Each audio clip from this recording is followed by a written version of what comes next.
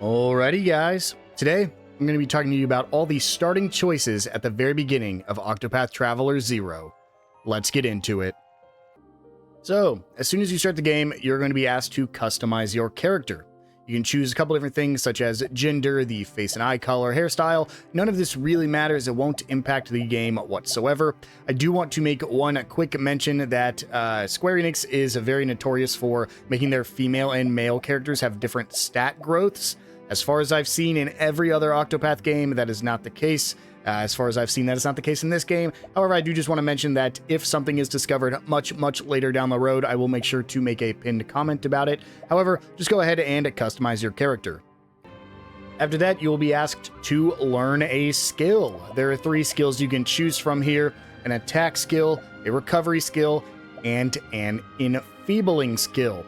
We'll talk about the 2 I recommend before we discuss recovery skill. The first is the attack skill. Essentially, you'll get the ability to select a weapon and deal damage to a foe 2 times. This is very strong if you decide to make your character a physical attacker. It is really good early game, really good in the prologue. You also have the enfeebling skill. This is weakened foundation mastery.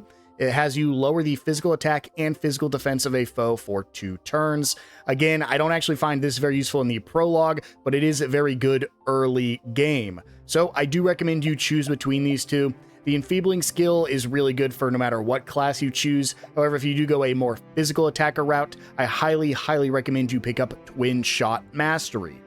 Now, for your third skill, the recovery skill, this is Healing Prayer Mastery. Essentially, it lets you grant HP recovery to an ally and restore SP by 10%. If you are playing a cleric or an apothecary, you can pick this up, but the problem is your very first party member you get in this game has a better healing skill than this. So essentially, it's really only useful for the prologue if you do want a healer. However, during the prologue, you will also have a healer. So essentially, this Healing Prayer Mastery, this recovery skill, isn't very useful at all throughout this game, so I do highly recommend you avoid this completely unless you do want that extra healing skill.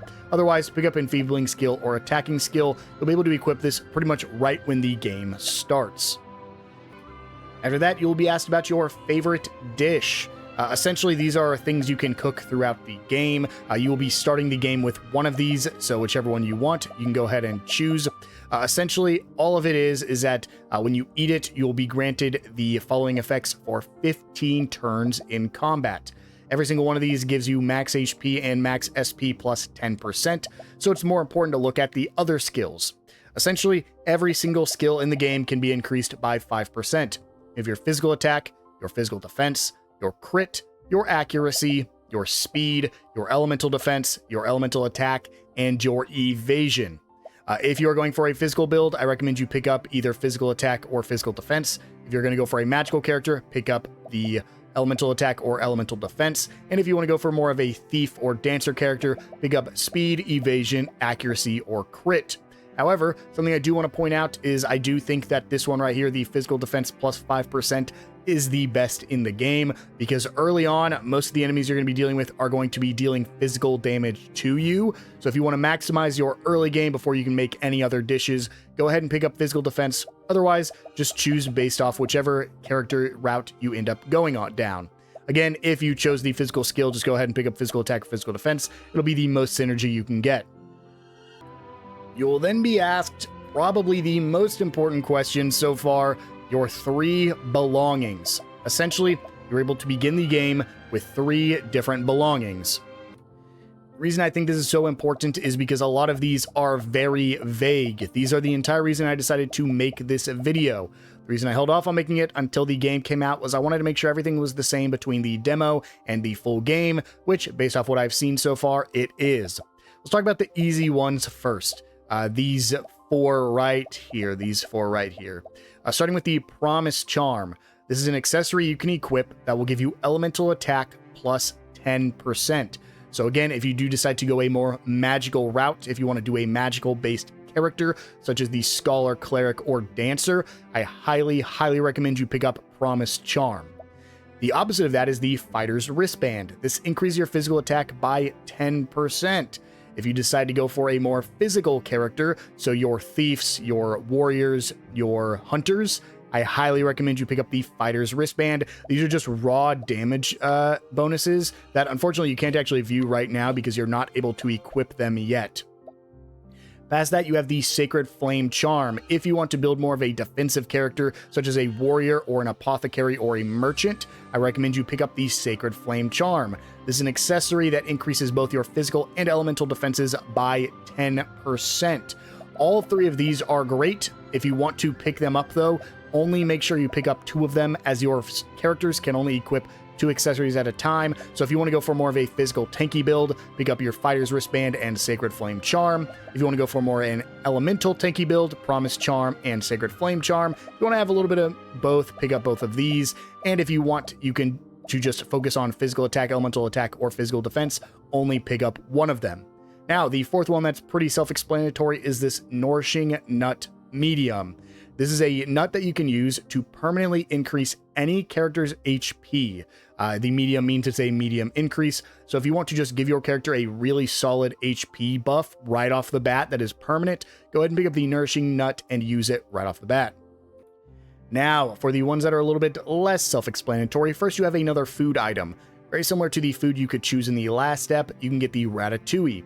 What this does is for 15 turns, you'll get elemental defense plus 20%, physical defense plus 15%, as well as fire, ice, lightning, and wind resistance plus 15%.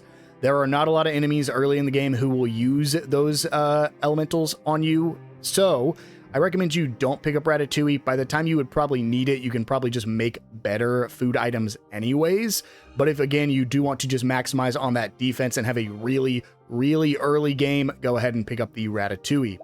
Now for the other 3, the Letter Fragment, the Crested Key, and the Ember Shroom Bed.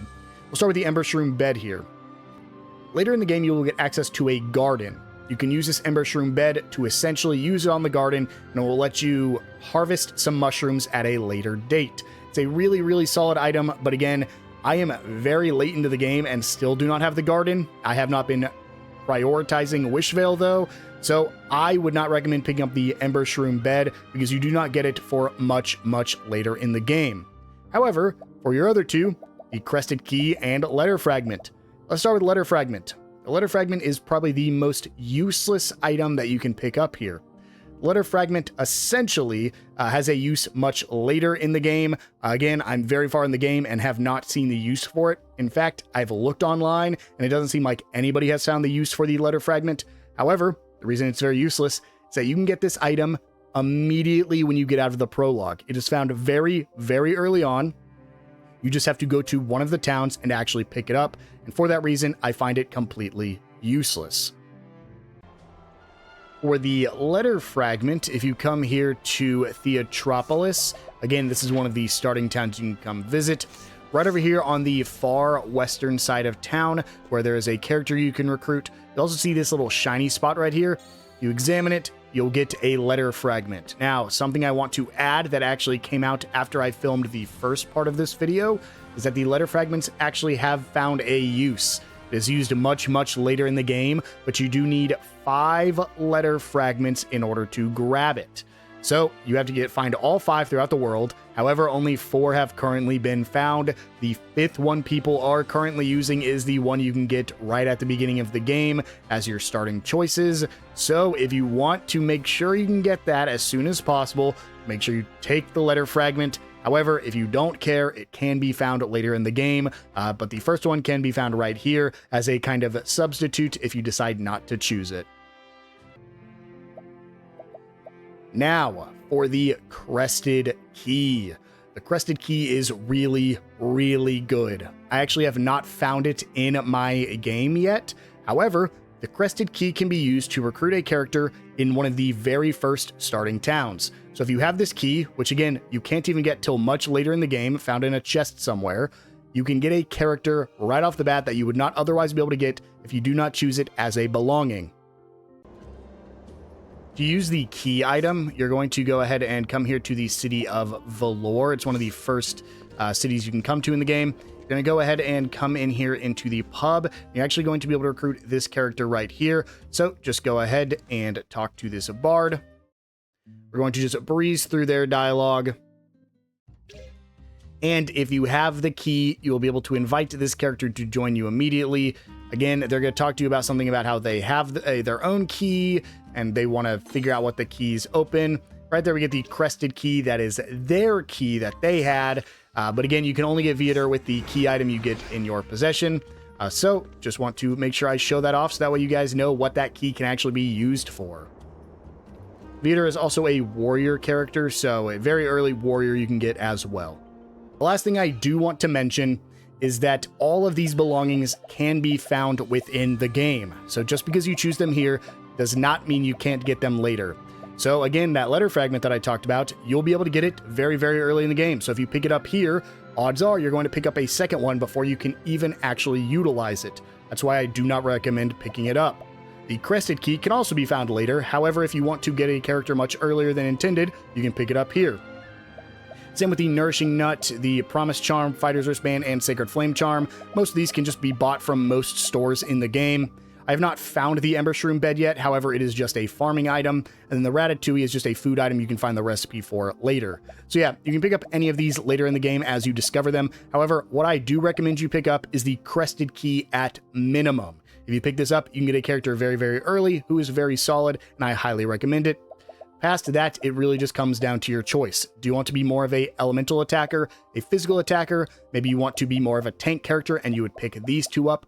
Personally, I went for a strength-based character, so I picked up the Fighter's Wristband, the Crested Key, and I picked up the Letter Fragment. However, knowing what I know now, I probably would pick up either the Nourishing Nut or the Sacred Flame Charm. So again, all dealer's choice. However, the one I do recommend is picking up the Crested Key, and I highly recommend you do not pick up the Letter Fragment. Next, you want to progress the game until after you lose Wish Veil and get your first time skip after you were saved by the Mage. And so, our very first huge decision in this game is choosing your starting job. I do want to mention that your main character's job will be able to be changed once you get started and start playing. Essentially, once you learn 5 skills on the job, you are able to change to a different job. So this is not a permanent fix. However, all of your party members' jobs are fixed. Let's just very quickly go through what each of these jobs does, and then we'll go more in depth.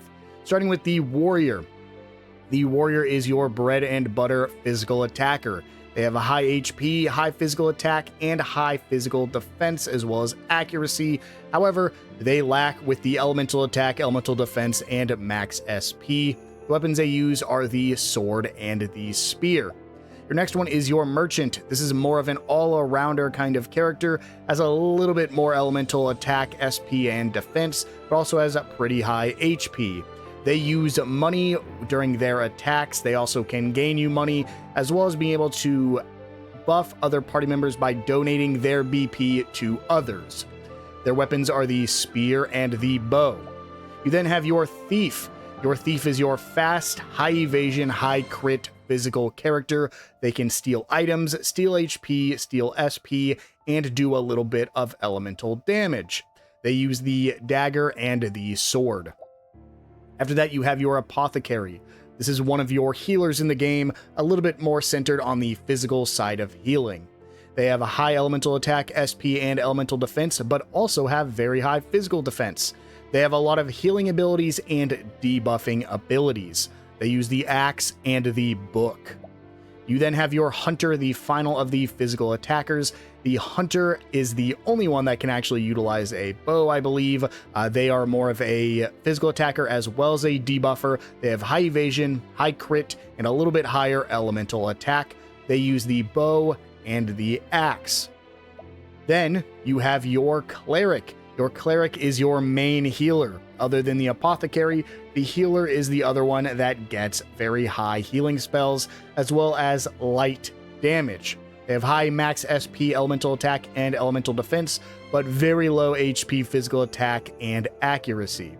They use the staff and the fan. You then have your Scholar. This is your main elemental attacker. They have a very, very high elemental attack, elemental defense, and max SP, as well as high evasion, but they lack HP, physical attack, and crit as well as speed. They have your basic elemental skills, so fire, wind, and light damaging spells right here, as well as the one skill I want to bring attention to, which is Analyze. Analyze is a skill that lets you discover one enemy's weak point as well as revealing their HP. This is really good against bosses because you can discover weaknesses that you might not be attacking with the weapon, and you can find their max HP. There's a couple characters in the game that do get analyzed, but they are all scholars, so if you want to start with an analyzed user, make sure to pick up Scholar. They wield the book and the staff. Finally, you have your Dancer, where your Scholar is more elemental attacker. Your Dancer has a little bit more physical attacking skills. They are still a primary elemental attacker user with high SP and elemental attack. However, just like the Thief, they have really high speed and evasion, and they have some physical attacker. This is your main buffer and debuffer, as well as having ice-based skills. On top of that, they use the Fan. I believe they're the only character class in the game that can use the Fan, as well as the Dagger. Now, for anybody else who wants to skip off of it, go ahead and click away. I highly recommend, if you want to go for a physical build, you either go Warrior or you go Hunter. There is a very, very early Warrior you can pick up if you do not want to be a Warrior. And if you want to go more elemental damage, go ahead and pick up the Dancer or the Scholar. The Merchant, Thief, Apothecary, and Cleric are really good. However, again, you get a very early, the very first character you get as an ally is essentially an Apothecary mixed with a Merchant, so they have that healing already covered. Now, let's go a little bit more in depth on all of these jobs. So for those who care, this is where we get into some really fun and nerdy stuff. I spent a lot of time compiling this list of basically all of your starting stats for your characters. Unfortunately, the stats that I have right there in attributes is based off your character's current level, so it's not 100% accurate to the data I have here. The data I have here is based off my primary character, not this character, so the stats are going to be a little bit different, but the stat growth is the exact same because you are playing this right after the demo. I believe my main character was about 2 or 3 levels higher than this character is, but you will still understand the basic information here. So what I've done is I've gotten all of the character jobs here, all 8 of them, and I've written down their max HP, physical attack, physical defense, accuracy, crit, SP, elemental attack, elemental defense, speed, evasion, and I've sorted all of them. So what I've done, you guys know how these things work. Basically, I have sorted by different categories in order to get like the highest HP, the highest physical attack, the highest physical defense, the highest accuracy, and so on, as well as the worst. So what I've done is anybody who has the worst stat actually got in red, and anybody who has the best stat got in green. So for instance, if we're looking at max HP here, the 2 classes with the highest HP are Warrior and Merchant. The 2 classes with the lowest HP are the Scholar and Dancer. So if you want to prioritize high HP, you want to go with the Warrior or Merchant class. Then we can go ahead and go over here to the physical attack. The Warrior has the highest physical attack, as well as the Hunter, tied at 109, or again, all just depends on what level your character is. In this game, mine is only 108. As well as the Scholar has the worst physical attack, being at 72. We then have physical defense. This is a 109 physical defense for Apothecary and Merchant, having the highest physical defense. So for a pure defensive character, the Merchant is probably your best because they have the highest HP as well as the highest physical defense. The lowest, however, is the Dancer with only a 72 physical defense, which is much lower than anybody else. You can also kind of see that they're a little bit balanced around what they're good at. We're going to skip accuracy for now because that is the only one that has a little bit of a caveat. Next up, we have the critical chance. The Hunter has the highest critical chance at 109, whereas the Apothecary has the lowest critical chance at only 72. This is a little bit unfortunate because the Apothecary does do some physical damage, so losing that crit is a little bit unfortunate. Then you have your maximum SP. I actually thought going into this that the Warrior would have the lowest SP, but in fact, the Thief has the lowest SP, with the highest being your Cleric and your Scholar. No surprise there, with a close second at the Dancer.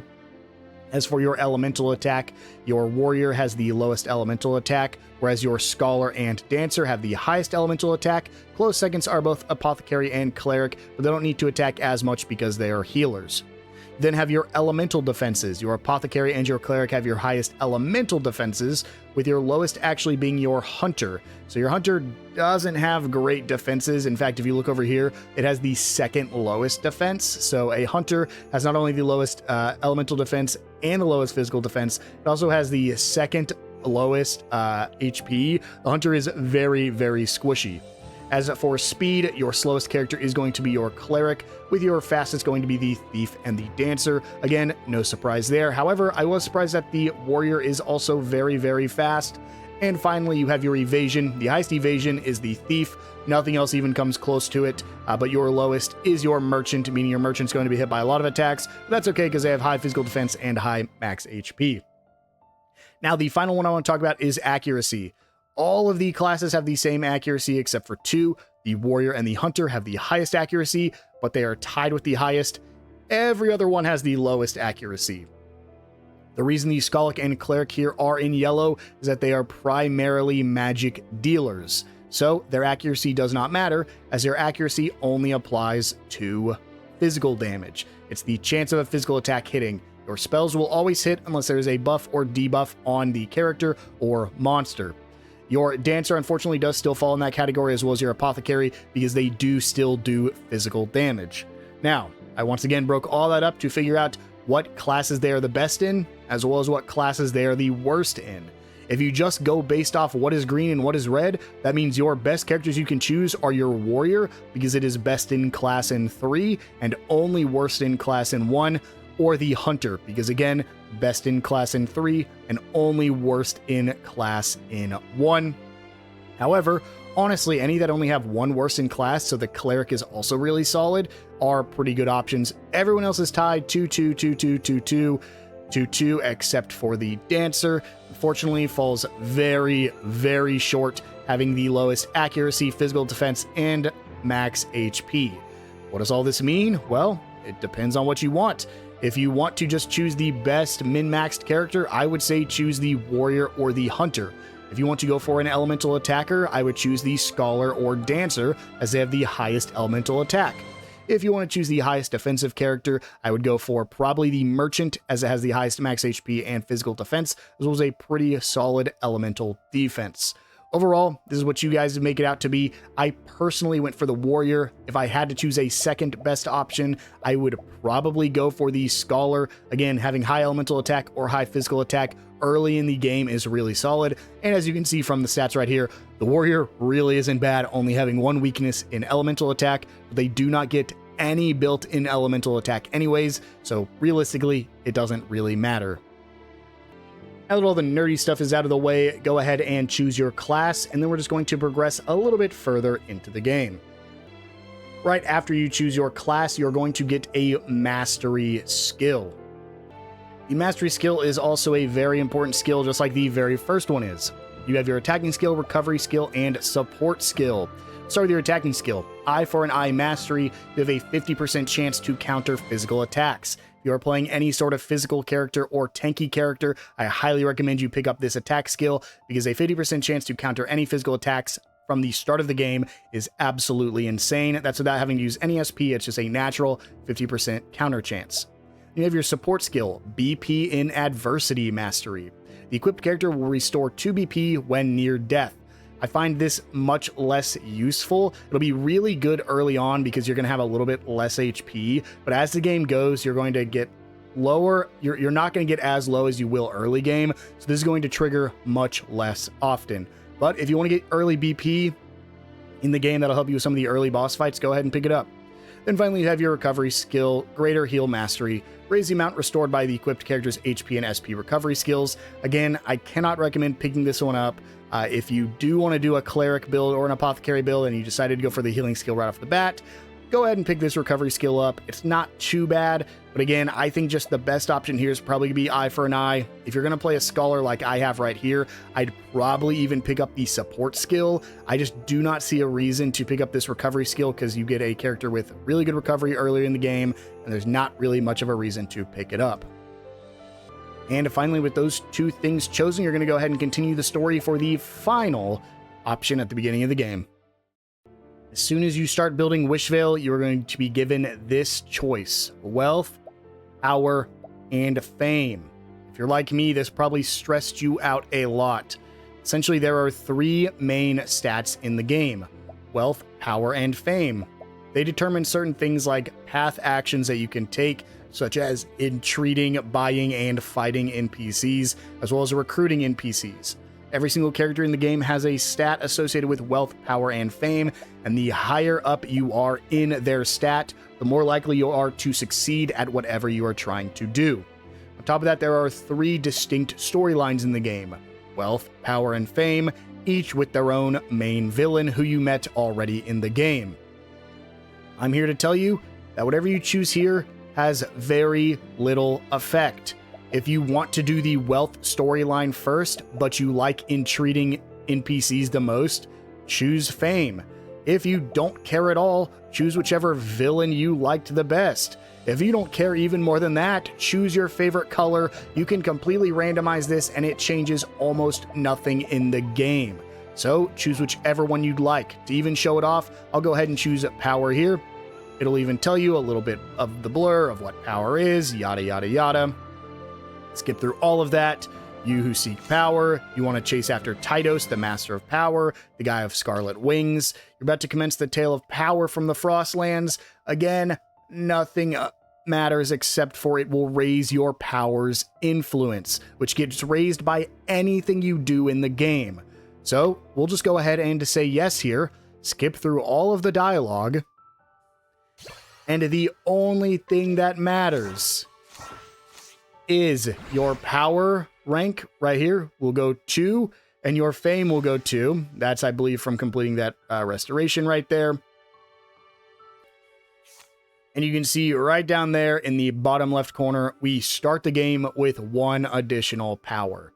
Again, it doesn't matter. In fact, if I go to my quest line and I don't want to do Master of Power anymore, I can instead do Master of Wealth, and I can just go ahead and track this quest instead. I'm not locked into Master of Power whatsoever. It is completely optional which of the 3 you do. The only thing it gives you is, you see down there in the bottom left corner, it gives you 1 stat in whichever path you chose, but every single quest you complete for that path, as well as any quest you complete for the Wishvale quest line, as well as any characters you recruit, will all increase that stat. So it really does not matter which one you pick. And so with that, guys, that has been every single starting choice in the game. As soon as you choose your starting path, you are free to explore, recruit characters, fight bosses, go down any main story you wish to. You can freely change your jobs as soon as you get 3 or more battle skills learned after the start of the game. You can choose any of these other jobs. And so that's been everything you can do at the very beginning of Octopath Traveler 0. If you guys liked this video or want to see any other ones from me, let me know down in the comments below. And if you really found this video helpful, make sure to hit that subscribe button. I will see you guys in the next one.